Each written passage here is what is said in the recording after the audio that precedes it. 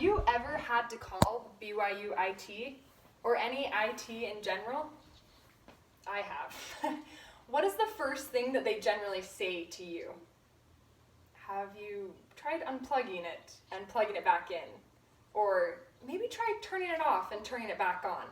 More oftentimes than not, that's exactly what works.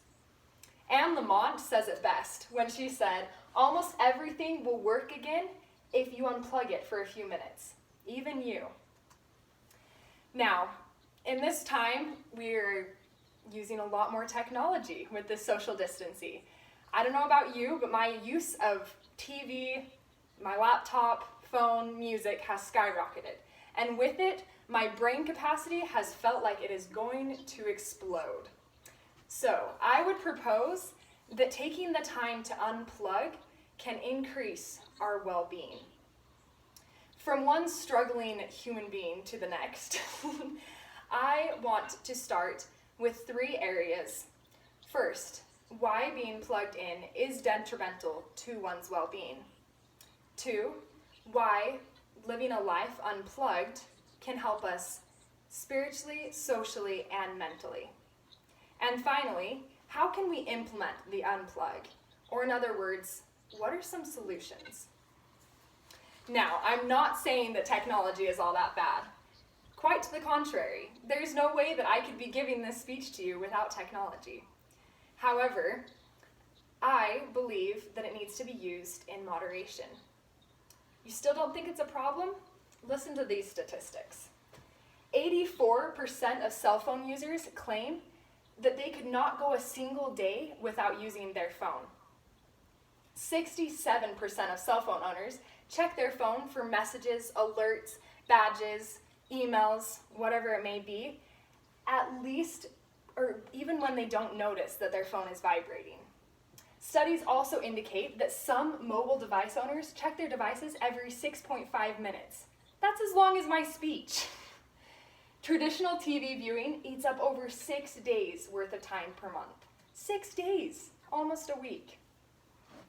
Well, putting those statistics aside, their digital responsibility and health and technology education stated some health detriments to technology. Some of these were distraction, expectation of instant gratification, narcissism, cognitive losses, deficits in social skills, sense of isolation, increased depression, as well as vision and hearing loss. But now I want you to think for a second. How have you felt these last couple of weeks with isolation? How much of your time have you spent plugged in? And how have you felt? Nothing can beat personal experience. Now that we see some of these risks, I want to talk about some positives of unplugging. So first, spiritually. How is it possible to fill the Spirit when we are constantly being imploded with music, with sight, with something to watch? M. Russell Ballard says it best when he says, if we are constantly listening to something or viewing something, how are we supposed to connect with heaven and hear the heavenly words, be still and know that I am God? Handheld devices such as smartphones are a blessing, but they can also distract us from hearing the still small voice. They need to be our servants, not our masters. As we increase our spiritual sensitivity, our well-being will increase. Second, socially. You're going to have to pretend with me for a second that we're not in a world socially distanced from one another. Because with the Oxford University, they came out with a food and technology metaphor. In this metaphor, they came up with that a text message is similar to a snack. A little bit, feels good, but not quite everything. Then they compared face-to-face communication as a nutritious meal. So much more satisfying. And they also came out that digital communication is eroding our ability to concentrate, to empathize, and to have meaningful conversations. In essence, it's eroding the things that make us innately human. As well as this, one poll survey in May of 2016 said that 4 in 6 felt that they had not truly experienced life's most valuable moments because of the distraction of technology. And thirdly, mentally. How can we improve mentally? Well, an AMA study said that artificial light, the constant that we have constantly, is changing our circadian rhythms, which in result is increasing our risk for depression as well as mood disorders. So with time spent away from this artificial light, we can increase our ability and our well-being. Well, these facts and these statistics speak loudly, and it feels like there's not a lot of hope, but there is. And that's why I want to share with you a couple ways that you can try to unplug.